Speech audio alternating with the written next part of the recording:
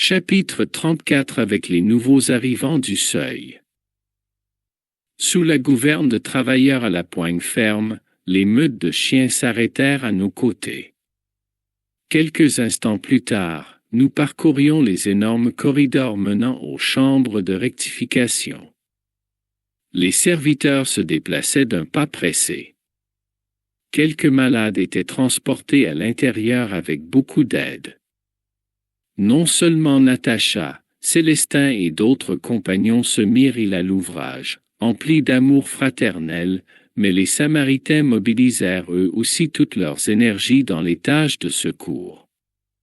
Certains malades se comportaient avec humilité et résignation, tandis que d'autres réclamaient à voix haute.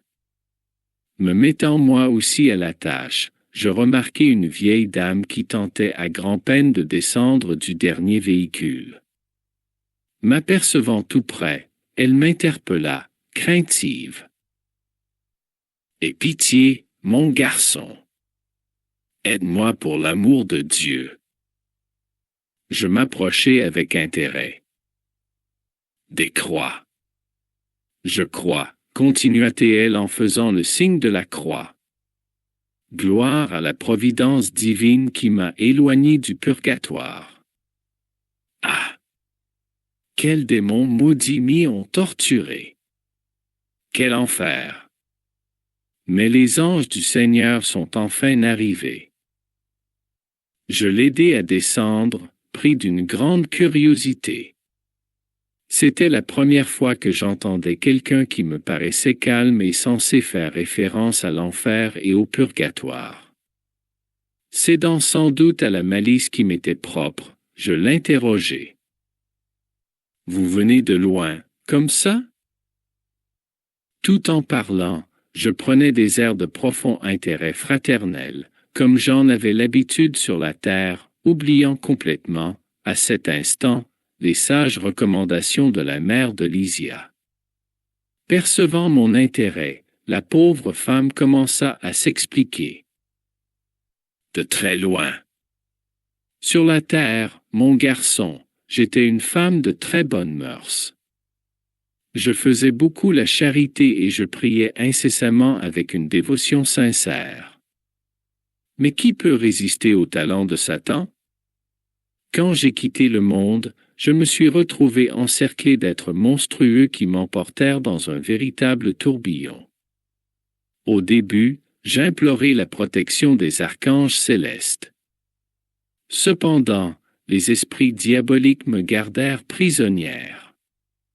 Toutefois, je n'ai pas perdu l'espérance d'être libéré d'un moment à l'autre puisque j'avais laissé de l'argent pour la célébration de messes mensuelles pour le repos de mon âme. Suivant l'impulsion vicieuse de poursuivre sur un sujet qui ne me concernait pas, j'insistai. Votre récit est très intéressant. Mais n'avez-vous pas cherché à connaître les raisons de votre séjour dans ces parages? Absolument pas, répondit-elle en se marquant du signe de la croix. Comme je vous l'ai dit, quand j'étais sur la terre, j'ai fait tout mon possible pour être une bonne pratiquante. Le Seigneur sait que personne n'est sans péché. Mes esclaves se querellaient et se battaient, et bien que la richesse m'ait assuré une vie calme, il me fallait de temps à autre faire appliquer la discipline. Je ne pouvais donc pas hésiter dans mes ordres quotidiens. Il n'était pas rare qu'un nègre meure sous la torture à titre d'exemple pour les autres.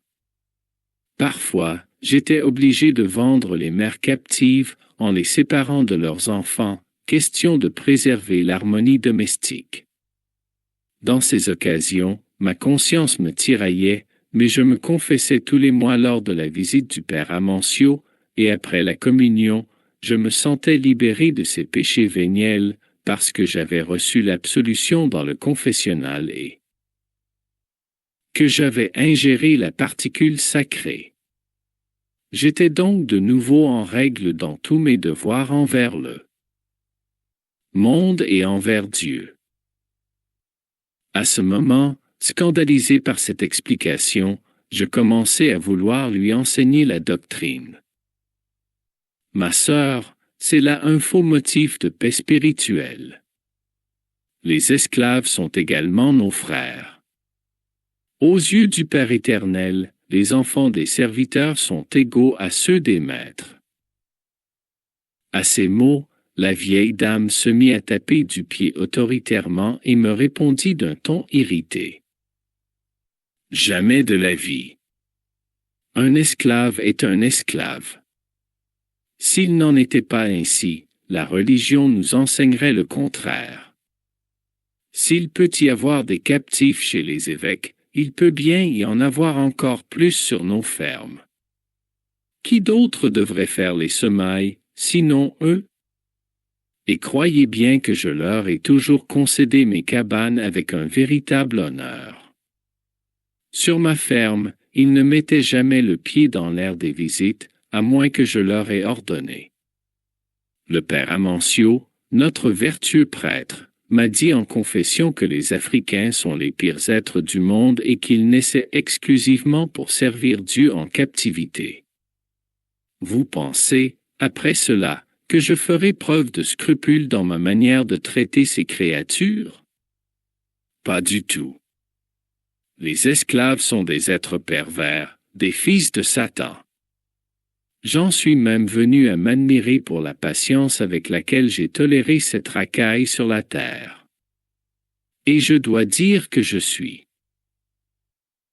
presque sorti de mon corps sans m'y attendre tant je fus choqué de la décision de la princesse de libérer ces bandits.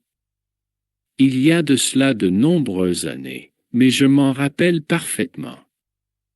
J'étais malade depuis plusieurs jours, et quand le père Amancio m'a rapporté la nouvelle de la ville, mon état s'est subitement empiré.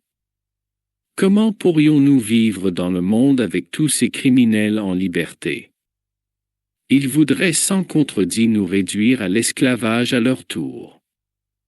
Mieux vaudrait mourir que de servir des gens de cette engeance.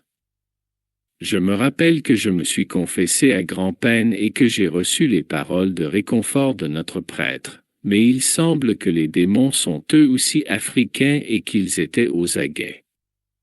Aussi me retrouvai-je forcé de subir leur présence jusqu'à aujourd'hui. Et quand avez-vous quitté la terre? En mai 1888. J'éprouvai alors une étrange sensation d'épouvante. Mon interlocutrice fixa l'horizon d'un regard terne. Mes légataires ont peut-être oublié de payer les messes, mais je l'avais pourtant spécifié dans mon testament. J'allais répondre et tenter d'orienter ses pensées vers les sphères supérieures en lui fournissant de nouvelles idées de fraternité et de foi. Mais Natacha s'approcha et me dit avec bonté, « André, mon ami, as-tu oublié que nous soignons des malades et des perturbés? Que t'ont apporté ces renseignements?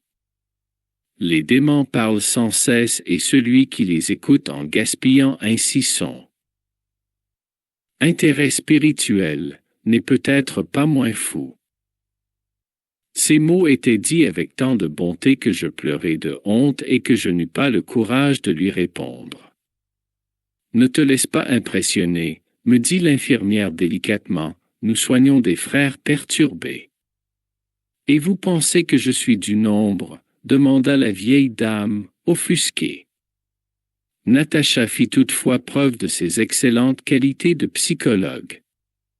Elle prit une expression d'attention fraternelle et s'adressa à la dame. « Non, mon ami, ce n'est pas ce que j'ai dit. Je crois cependant que vous devez être très fatigué après ce long effort purgatoire. Je ne vous le fais pas dire, » rétorqua la nouvelle arrivante du seuil.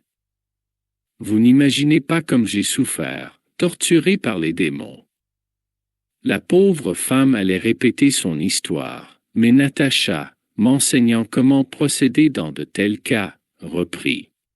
« Ne commentez pas le mal. Je sais déjà tout ce que vous avez vécu d'amertume et de douleur. Reposez-vous en pensant que je prendrai soin de vous. » Puis, elle s'adressa à un assistant.